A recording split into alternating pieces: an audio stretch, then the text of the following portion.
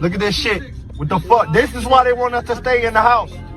This is why the fuck they want us to stay in the fucking house, nigga. It ain't the coronavirus, nigga. It ain't the radiation, nigga.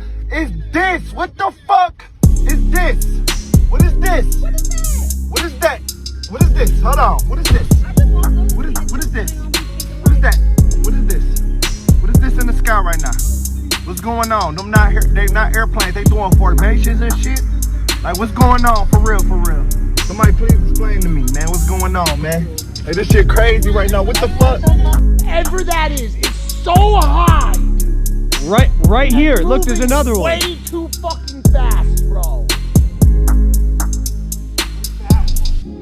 Whoa! Whoa! What was that? Yo. Come outside. Holy shit. There's a fucking UFO. A gnarly big one. Holy shit. Come outside. Get everybody. Yo. There's a fucking gnarly Vista, California. The chariots of God are 20,000, even thousands of angels. The Lord is among them, as in Sinai, in the holy place. Yeah, hey, so when you see those angels around us, man, they're here because they were sent. They received orders. Hey, anytime you see a chariot, it ain't coincidence, man. Now we know that they watching the earth, right? But they were commanded to fly over you or fly wherever you see them. They were sent. Ain't no coincidence, man. Because it'd be a lot of times, it'd be like a chariot drought. Like you don't see them like that. But anytime they show up, they were sent. So you can see it because you know what it is. But we're in a time he's going to command deliverances for Jacob. He's going to command his son to come back. And only his son can deliver us, man. And only the Father knows the day. All right? The chariots of God are 20,000, even thousands of angels. The Lord is among them, as in Sinai. Yo, check this out, man. What's that, man? I don't know, I'm recording it. That's not a plane, is it? No way, what's that flashing thing? It's way too big. It should look like it's coming towards us, bro. Whoa! Yo! Where's it? Outside! Oh, shit! See that?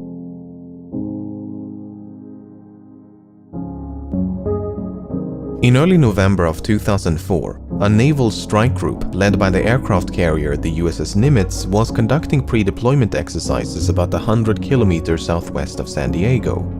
Starting around the 10th of November, radar technicians aboard a guided missile cruiser the USS Princeton were puzzled by a series of unidentified radar tracks near San Clemente Island. The tracks did not resemble any known aircraft and would sporadically appear in groups of 5 to 10 at a time. Suspecting a malfunction of some sort, the recently upgraded Spy-1 radar system was taken offline and recalibrated. Once the system was brought back online, however, the tracks had only become sharper. Among those on board were Senior Chief Operations Specialist Kevin Day, who was an expert on the Spy-1 radar system and had 18 years worth of experience at the time of the incident. Day observed firsthand how these unknown targets alternated between slightly strange and physics-defying maneuvers. Sometimes a cluster of tracks would appear out of nowhere and slowly drift south. They were flying too high to be birds, too slow to be conventional aircraft, and did not follow any commercial airways. Other times they would seemingly descend from space and drop all the way down to sea level in mere seconds. These phenomena continued for several days, and every time they reappeared, the crew would run up to the bridge and use a pair of heavily magnified binoculars to see these tiny specks moving erratically in the distance. On the morning of November the 14th, the crew on board the USS Nimitz were gearing up for a scheduled air defense exercise. They had not yet been informed of the unusual returns picked up by the Princeton. It was a cloudless day, and the sea was calm as pilots took to the skies. One of them was Lieutenant Colonel Douglas Kurth, who was flying a single-seat FA-18 fighter jet when he was contacted by the Princeton. He was instructed to investigate an unknown target approaching from the south. The Princeton also wanted to know if he carried any weapons, to which the answer was no. Kurth made his way to the specified coordinates but did not pick up anything on sensors. As he looked down towards the ocean, however, his attention was immediately drawn towards a turbulent patch of water. Kurth claims to have seen a roundish disturbance on the ocean, which appeared as though something was submerged just below the surface. It reminded him of a submarine or ship slowly sinking into the ocean.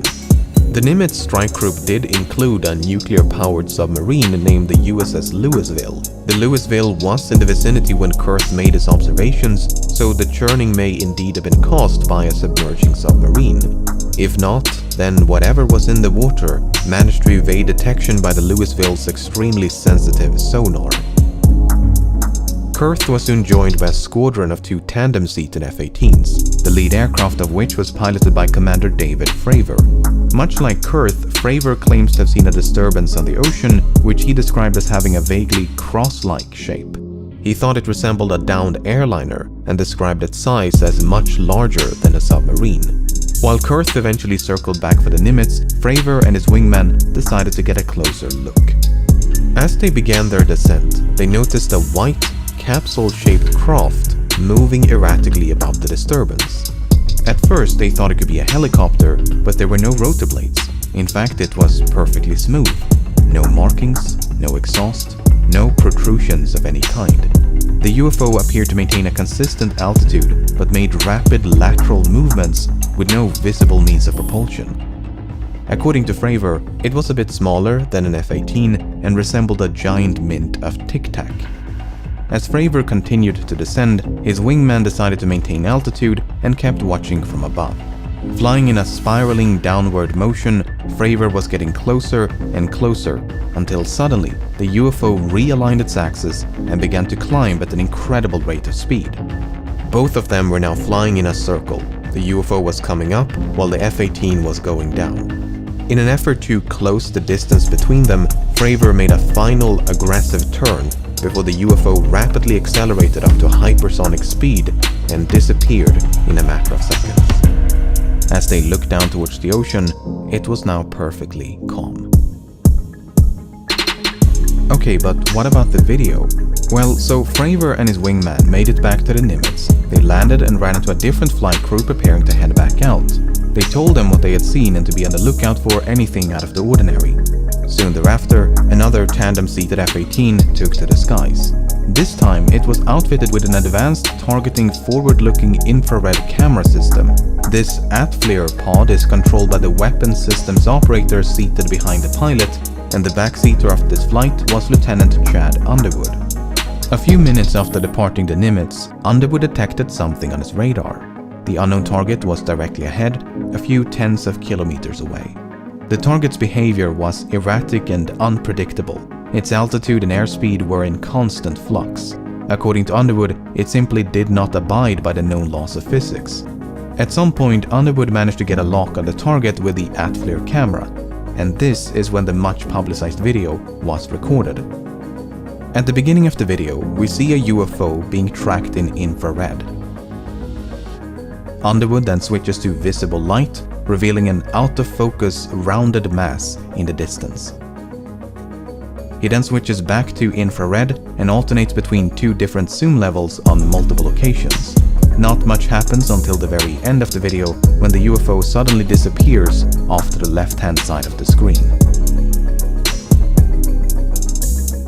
As the target was too far away to be seen with the naked eye, neither Underwood nor his pilot ever made visual contact.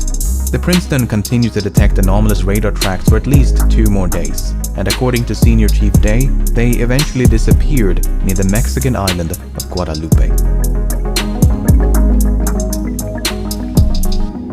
Yeah, hey, so when you see those angels around us, man, they're here because they were sent. They received orders. Hey, anytime you see a chariot, it ain't coincidence, man. Now we know that they watching the earth, right? But they were commanded to fly over you or fly wherever you see them. They were sent. Ain't no coincidence, man. Cause it'd be a lot of times, it'd be like a chariot drought, like you don't see them like that. But anytime they show up, they were sent. So you can see it, cause you know what it is. But we're in a time, he's gonna command deliverances for Jacob. He gonna command his son to come back. And only his son can deliver us, man. And only the Father knows the day. Alright? But of that day and hour knoweth no man, no, not the angels of heaven, but my Father only. But as the days of Noah were, so shall also the coming of the Son of Man be. Whereas in the days that were before the flood, they were eating and drinking, marrying, and giving in marriage, until the day that Noah entered into the ark, and knew not until the flood came, and took them all away. So shall also the coming of the Son of Man be.